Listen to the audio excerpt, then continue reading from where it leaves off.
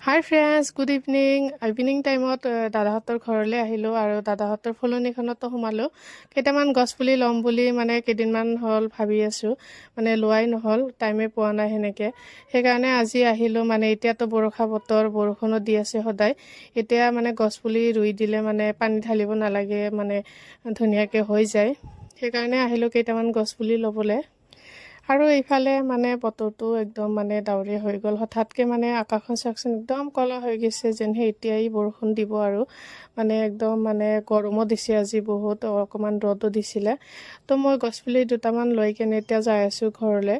মানে আগতে আমাৰ ঘৰত এনেকুৱা গছ আছিলে, এতিয়া মানে ছাগলীয়ে খাই পেলাইছে, নাছিলে। তাৰপিছত আমাৰ ঘৰৰ গছকেইটা চাওকচোন কিমান ধুনীয়া হৈছে।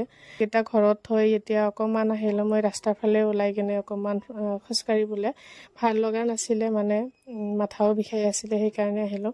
তাৰপিছত আহিলে হৰেক মালৰ দোকান, ইয়াৰ পৰা কিবা কিবি লাগতিয়াল বস্তু ৰাখিব লগা আছিলে। মা আৰু বৌয়ে চাই আছে সেইবিলাক। আৰু বতৰটো চাওকচোন, হঠাৎকৈ ইমান ৰ'দ দিছে, মানে অকণমান আগত আছিলে মানে একদম ডাৱৰীয়া ক'লা ক'লা, মানে বৰষুণ দিব আৰু ধুমুহা আহিব, এনেকুৱা বতৰটো।